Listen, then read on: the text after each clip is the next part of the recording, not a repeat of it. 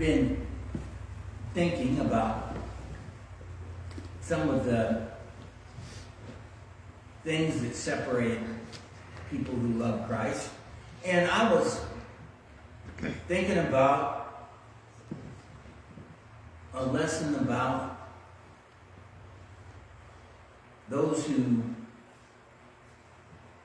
might say nitpick the scriptures and go too far. And then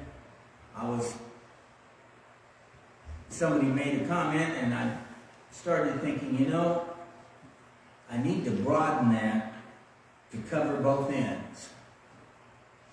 Now, there are many things that Christians disagree about, and when they start talking, it usually ends up something about like this. Well, that's really not a big deal. And then the usual answer is, well, it's a big deal to me. Now, the person who thinks that something is allowed is usually the one that says, well, it's not really a big deal. Don't worry about it. And the person who's a little bit more conservative is always the one that says, big deal to me. The thing is I have been on both ends of those discussions. I have been the one more conservative, and I've been the one more liberal. Just depends on who you're talking to. But as I was going over that in my mind, I started thinking, you know what? Whichever side you're on, you need a good give slap on the back of the head, like Denelzo. Boom! Because it doesn't matter whether it's a big deal to me or whether it isn't a big deal to me. What matters is it a big deal to God? Yeah. It really, I hate to tell you this, but God doesn't care what you think about what He wants. That's right.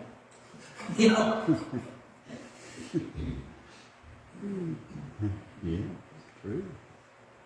I think that it's really important that we start trying to figure out what is a big deal to God. Now, I've noticed that an awful lot of the things that separate people who love God have to do with worship. Now, this is going to be about the fact that worship is a big deal to God, but it's going to be about that principle that should cover all of these things. Now, if we'll turn to Ephesians 4 through 6, we'll just briefly look at this. And I said briefly because this is my series of 7 sermons. So we're just going to briefly cover Ephesians 4 through 6. We'll start with 3. Eager to maintain the unity of the Spirit in the bond of peace, there is one body, one Spirit, just as you were called to the one hope that belongs to your call. One Lord, one faith, one baptism, one God and Father of all, who is over all and through all and in all.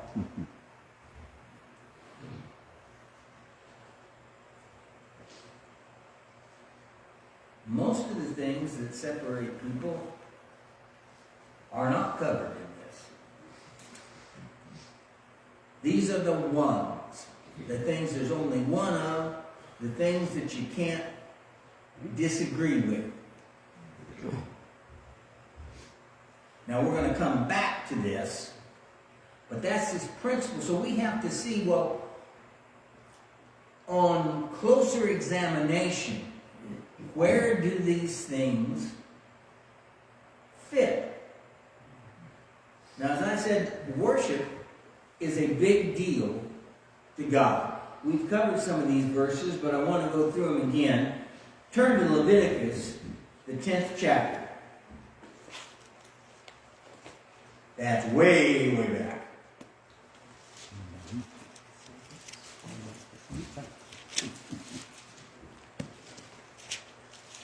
We'll start with verse 1. Now Nadab and Abihu, the sons of Aaron, each took his censer and put fire in it and laid incense on it and offered unauthorized fire before the Lord, which he had not commanded them. And the fire came out from before the Lord and consumed them, and they died before the Lord. Then Moses said to Aaron, this is what the Lord has said. The Lord's explaining why this happened. Among those who are near me, I will be sanctified, and before all the people, I will be glorified. They did not consider God holy, and they did not glorify Him. Now, if you turn to the 16th chapter of Leviticus, because I want us to get some things in order here. Verses 1 and 2. The Lord spoke to Moses after the death of the two sons of Aaron, when they drew near before the Lord and died. Now, what's coming in this 16th chapter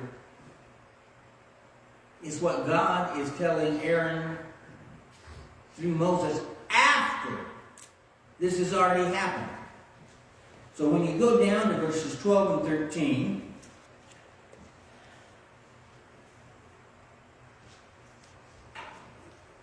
and he shall take a censer full of coals of fire from the altar before the Lord, and 2 handfuls of sweet incense beaten small, and he shall bring it inside the veil, and put the incense on the fire before the Lord, that the cloud of incense may cover the mercy seat that is over the testimony, so that he does not die.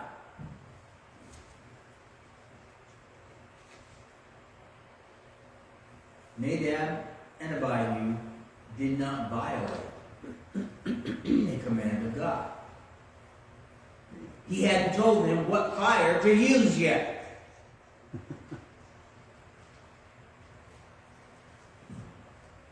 They used, the King James says strange fire, but the actual word there is unauthorized. But what's wrong with that? How does that fit? What do we... You remember back in Ephesians, the 4th chapter, and 2 of the things that there's only one of is God the Father and the Lord. Well, back then, God is saying, wait a second. If you draw near to me, if you want to worship me, if you want to be my people, you must keep me holy. You must glorify me.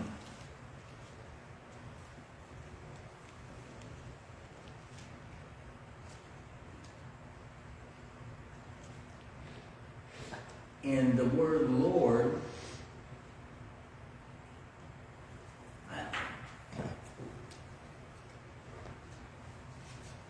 I think I'm just going to use what a relative of mine says.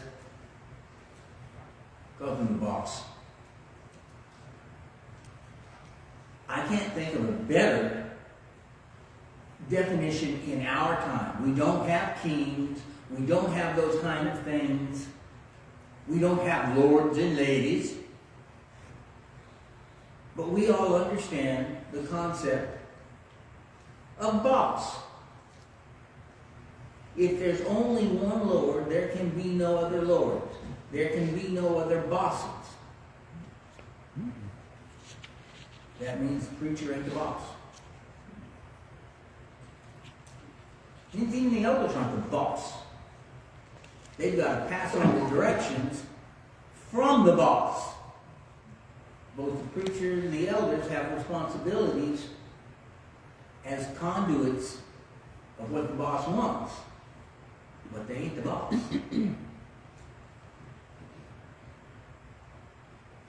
Whether it's worship or anything else,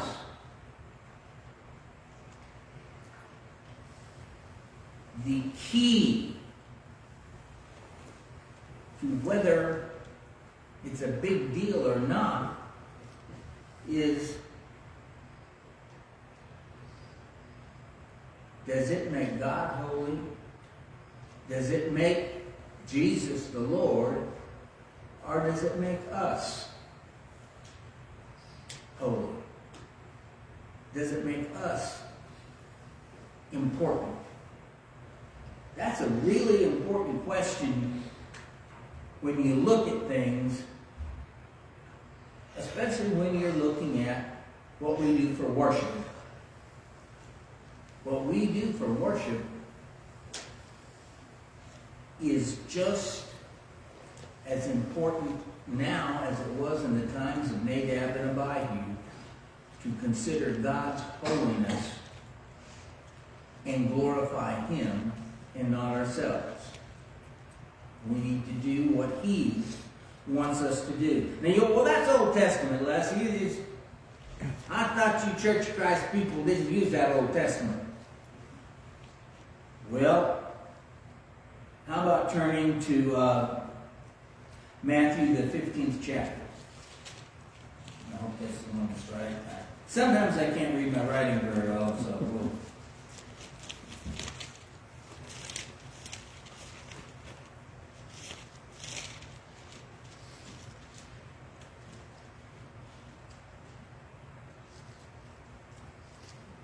You hypocrites.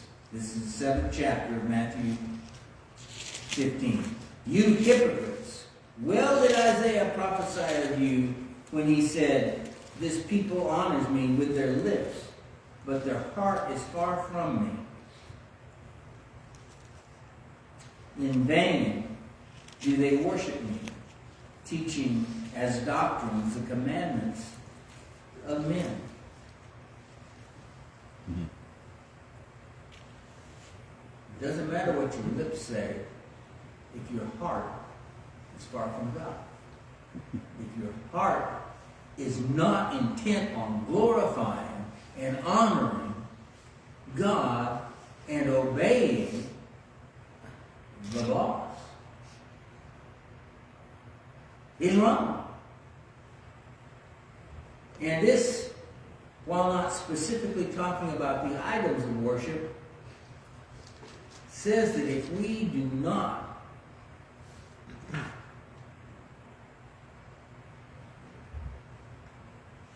honor God by teaching and doing what He wants, our worship is in vain.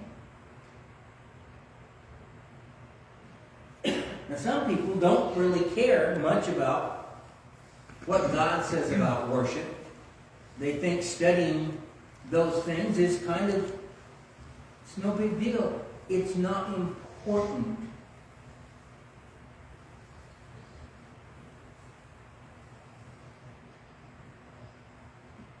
The New Testament says that their worship is vain or useless.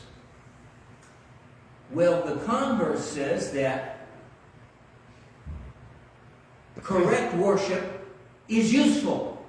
It serves a purpose. It is not just something we do.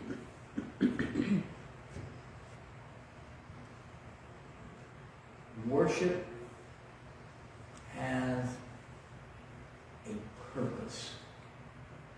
God put it in there for a reason, and we need to, as His children, put His glorification first. We need to understand that worship is important. The way we worship is important.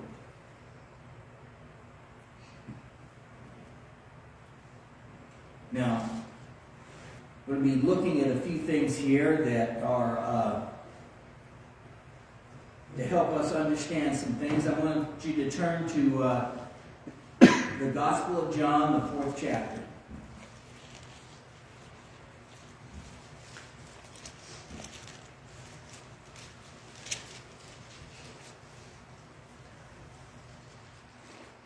Now, we'll be reading verses 19 through 24, but the context is he's in Samaria, and he's talking to a Samaritan woman. Now, where he is and what she believes is important as we look at the discussion. We're down to verse 19. The woman said to him, "Sir, I perceive that you are a prophet." Now she has a question to him. A question about what's true, what's right.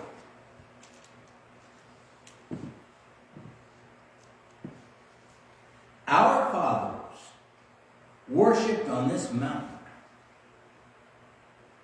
but you say that in Jerusalem is a place where people ought to worship.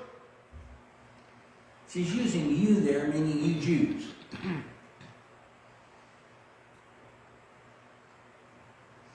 She wants to know what's the truth. How should we worship? Did you ever think that when we use this verse a lot, but it's actually talking about worship? That worship is important?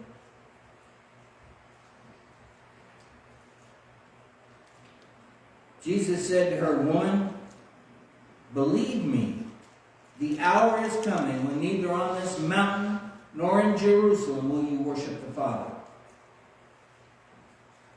You worship what you do not know.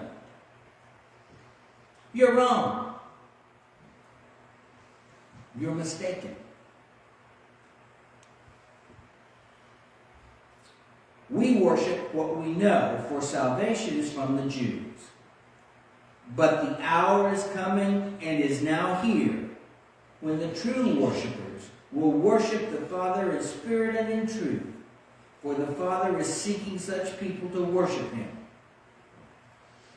God is spirit, and those who worship Him must worship in spirit and in truth." Spirit and truth. Now, the reason I mentioned that they're in Samaria and the woman is a Samaritan, a lot of times we think of the Samaritans as a cross between Jews and the heathens that were there. And there is some of that. But what the woman is saying here has to do with where Samaria is and where their religion comes from. If you remember,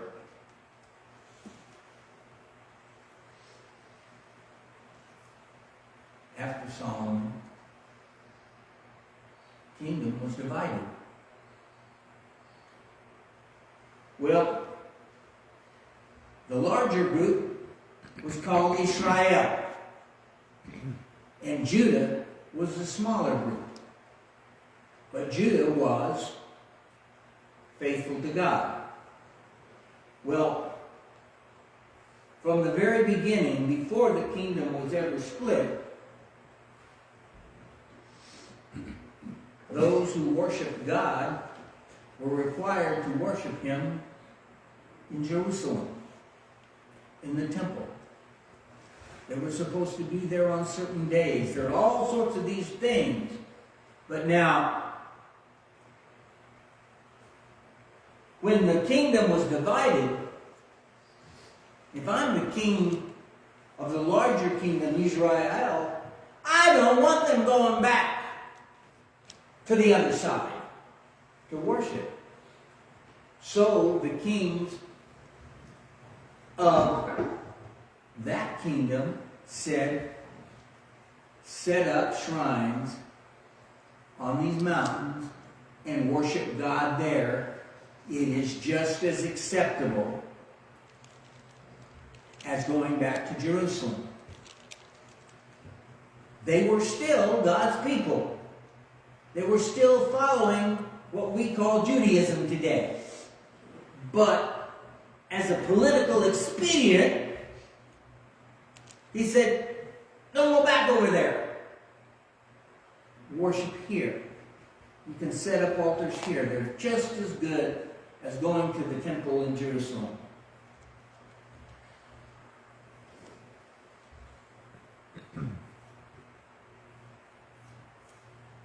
This woman was asking about what's the truth.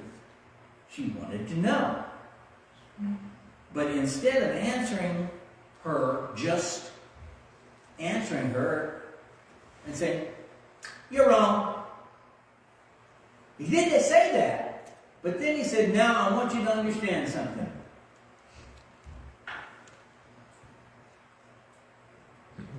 And this, I think, really struck a tone with her because she knew just exactly what Jesus was saying.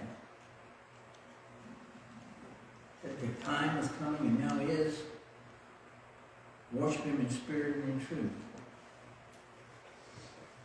The Jews, and throughout the Old Testament, didn't really care much about your attitude. Just so long as you did the right thing. They missed the whole message of Nadab and Abihu, which was their attitude was what caused the wrong action. Their attitude was, I can do this because I think it's right. I want to do it. I think it's a good idea. I. The attitude of worship toward God and believing that I need to give God what He wants, not what I want, was the real problem.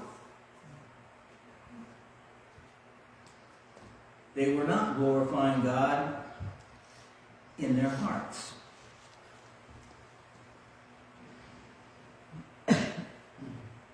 Not enough just to do the right things.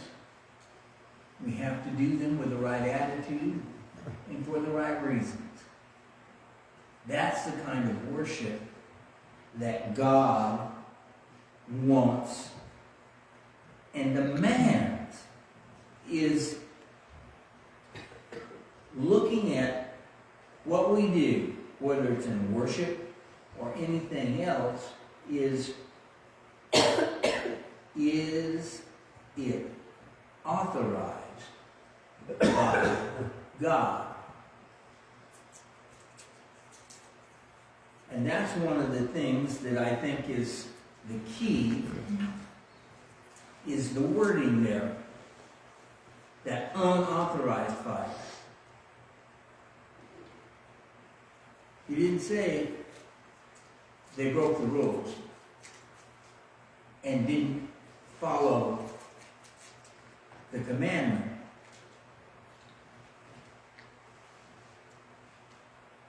It wasn't allowed. When next Sunday, we're going to start looking at some of these things that divide us in our worship and in other things that pertain to Christianity. But as we do, I want us to understand that as we're thinking about this, I don't want you to think about, is it commanded or is it not commanded? That's not what God said. I want you to think about, is it allowed or authorized or not authorized? There's a lot of things that God allows and authorizes that He has not commanded. We need to look, as we're looking at the Scriptures, to see not just what God has commanded, but what He has allowed. Some things are allowed, some are not. Some things are commanded, some things are not. The problem is not usually about what's actually commanded with a "Thus saith the Lord, thou must." It's usually when God has given a general command, which allows and disallows. And that's the key. So we'll be looking at some of those things starting next week to see if some of these things are a big deal to God.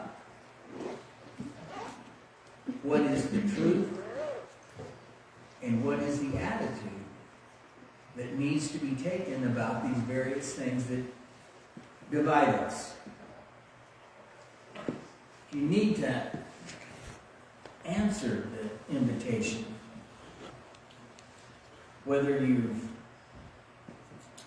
never been washed by the blood of Jesus,